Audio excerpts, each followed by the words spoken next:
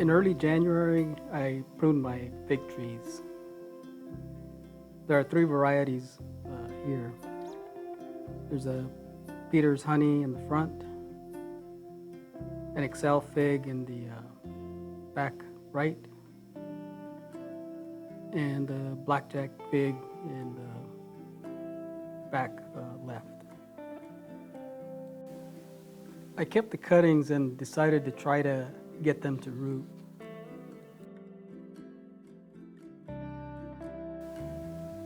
I used some clear plastic water bottles for the cuttings. I used these plastic containers so that I could see when the roots would develop. I made sure to poke some holes in the bottom for good drainage. These are the cuttings I used.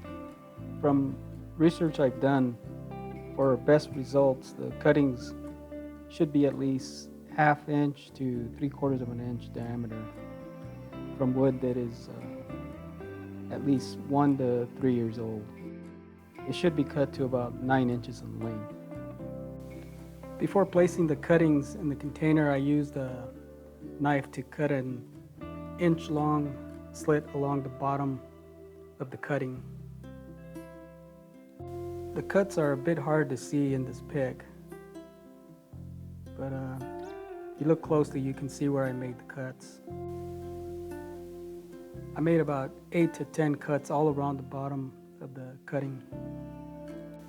I then placed the cutting in a glass of water and allowed it to soak for several minutes. While the cuttings were soaking in a glass of water, I prepared the soil that I was going to be using. I used 1 part citrus soil mix, 1 part perlite, 1 part peat moss, 1 part organic soil mix, and 1 part of worm castings. I sprinkled some rooting hormone on the area where I made the cuts. After filling the plastic container with the soil mix, I made a hole in the center about 1.5 inches to 2 inches deep and placed the cutting inside. I repeated the process for the remainder of the cuttings. And I also made sure to label each of the cuttings. I used this grow tent for the cuttings as well as for some seedlings for my fruit and vegetable garden. I purchased this grow tent several years ago and had been using it to start my seedings. This tent measures 48 inches by 24 by 60 inches. There are 3 ventilation screens on the bottom that have a flap and can be closed off if needed. There are several openings that can be used to run electrical cords from within the tent. There's also a larger opening up on top that can be utilized to run a ventilation fan. I have this tent set up with a dehumidifier, a heater, a couple of fans, a ventilation fan, an LED grow light, and a humidifier. The grow light and a small fan are set to run off a timer. The heater and the ventilation fan that is used to cool the tent run off a controller, and the dehumidifier and humidifier run off a separate controller. This controller runs the heating and cooling. I currently have it set to maintain a temperature range of around 77 degrees. It also has a variation setting, which is currently set to 5 degrees. So if the temperature falls 5 degrees below my current setting of 77, a heater will kick in and run until it reaches 77 degrees.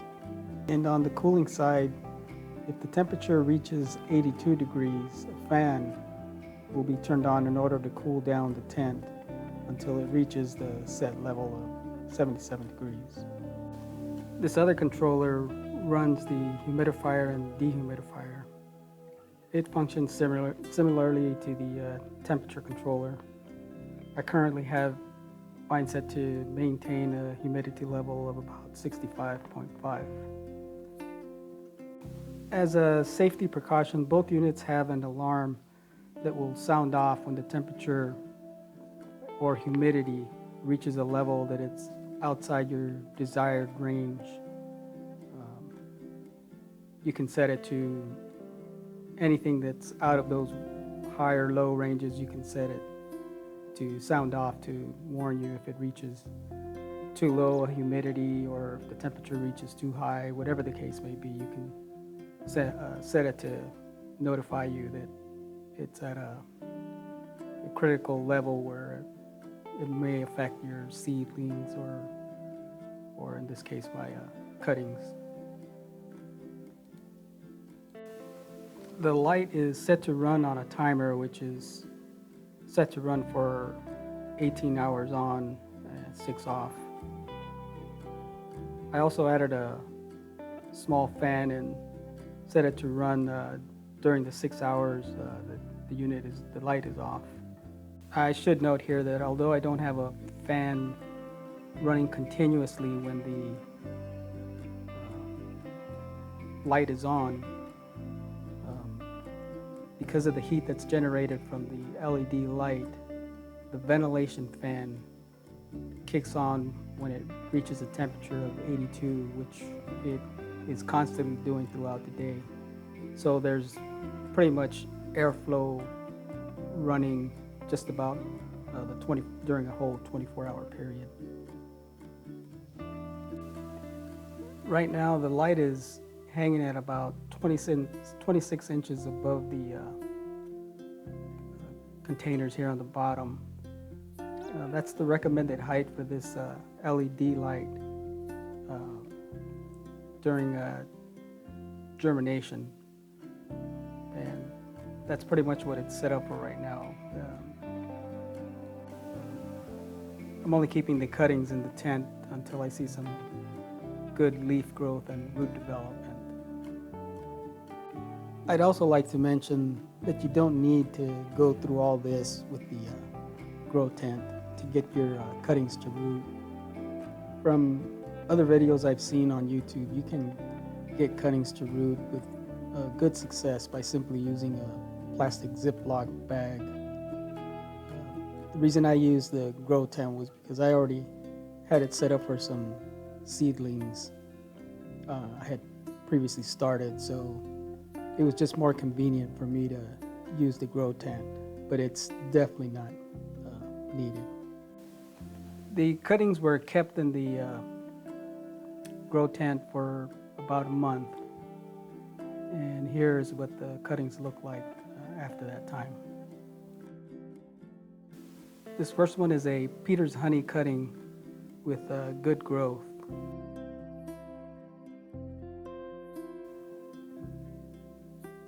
This is another Peter's honey, also with good growth.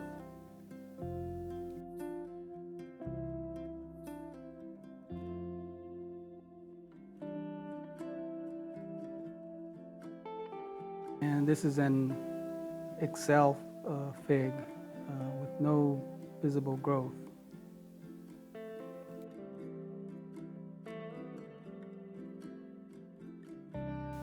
This is a Peter's honey, and it also has no growth.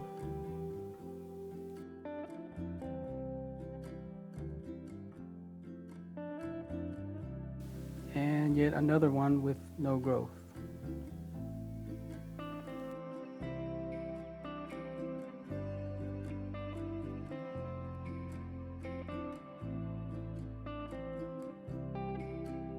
Here's another Peter's honey that is just starting to show some new growth.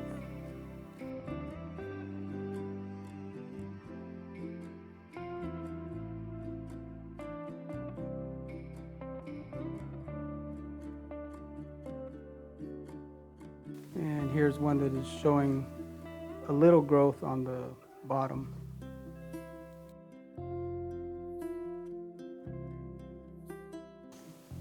In this other bucket, I have a blackjack fig with lots of good growth.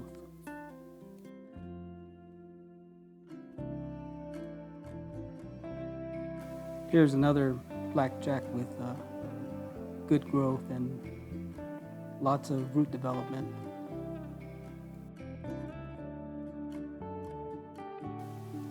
Both of them are developing a really good root system. This Excel fig is doing well and is even trying to grow a fig. I won't leave that fig on, I'll take it off.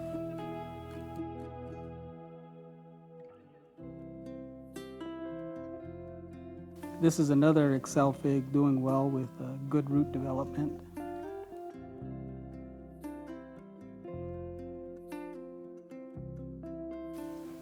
This blackjack has zero growth.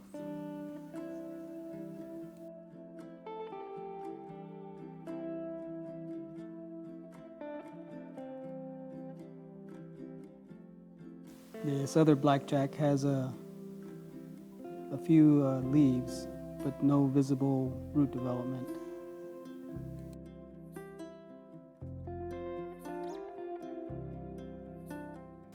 And this last one is another blackjack fig with no root or leaf development.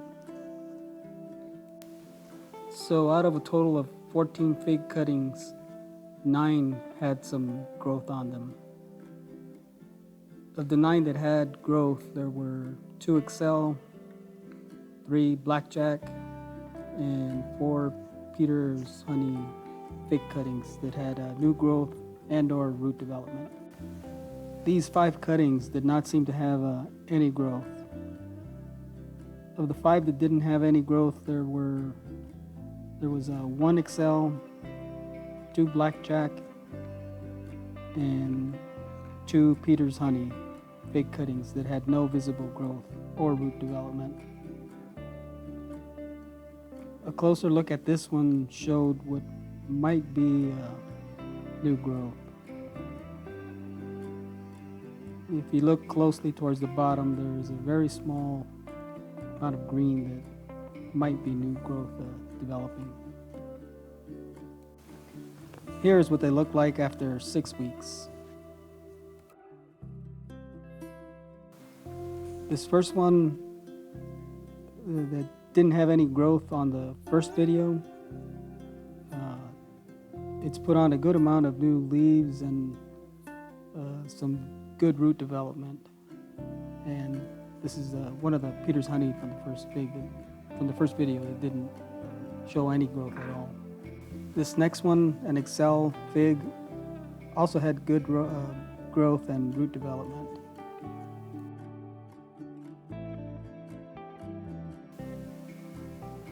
This other Excel is still not showing any signs of any kind of development. This is another one that didn't show any new growth. This is a blackjack.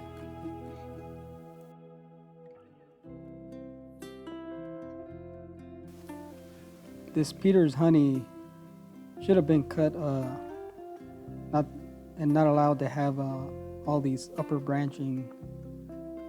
I left it on just to see if I could get some of the branches to form new growth. However, they wound up dying.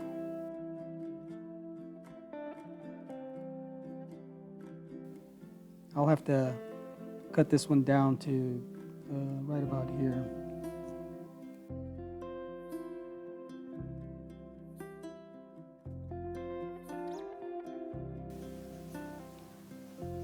This blackjack looked really good with plenty of new growth. It didn't seem to have as much root development as some of the others, but it was doing really well.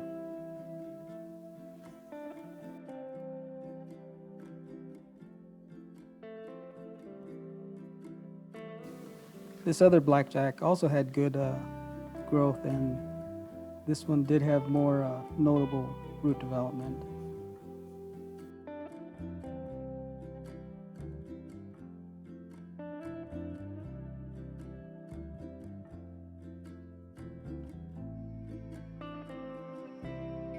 This Peter's honey also had good root development with a good amount of growth.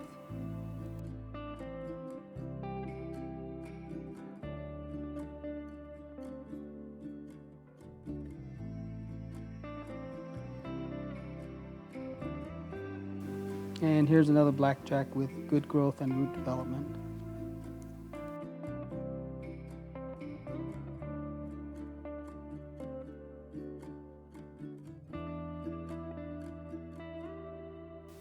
And this is an Excel fig that I showed you earlier that was trying to put on a fig. And as you can see, I did knock off that fig that was trying to develop. And it's got a little root development and is doing well.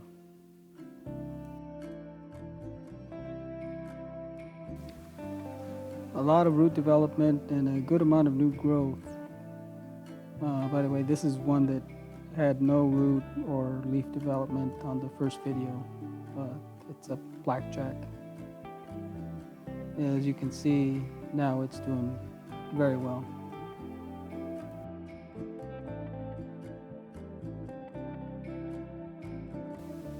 And here's Peter's honey with a good root development.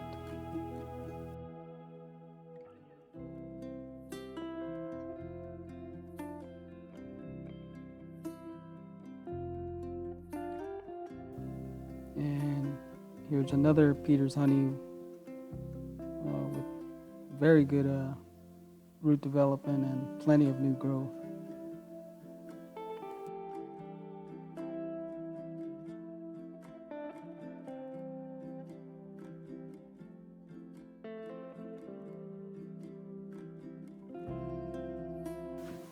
So after 6 weeks, 2 of the 5 from the previous video put on new growth, and now there are only 3 that did not show any signs of new growth or root development. There was 1 blackjack, 1 Excel, and 1 Peter's honey cutting that did not appear to take.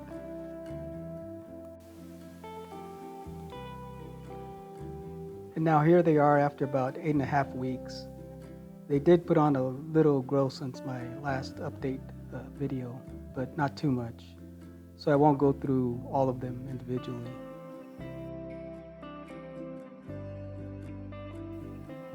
I will show you the ones that failed, which turned out to be 1 of each variety of blackjack,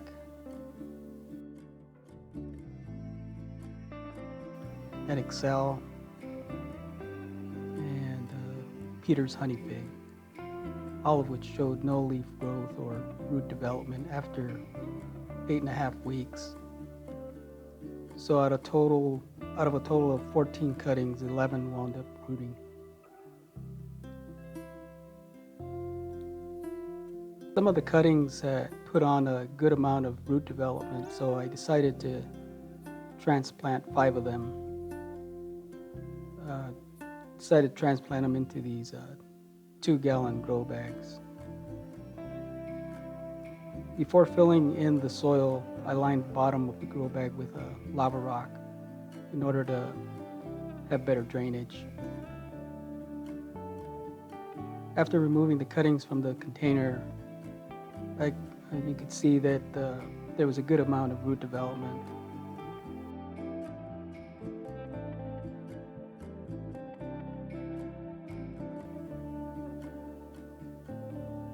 I then loosened the roots and sprinkled some mycorrhiza on them.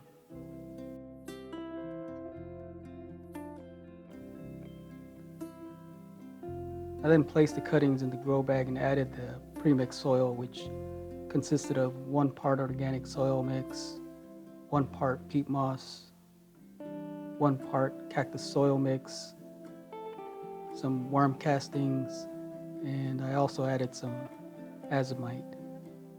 I repeated the process for the other cuttings and wound up transplanting 2 blackjack, 2 Peter's honey, and 1 Excel fig. I'll keep them in the house here in this area where they will get several hours of morning sun. Soon as spring rolls around, I'll start to take them outside for a few hours each day and bring them in at night.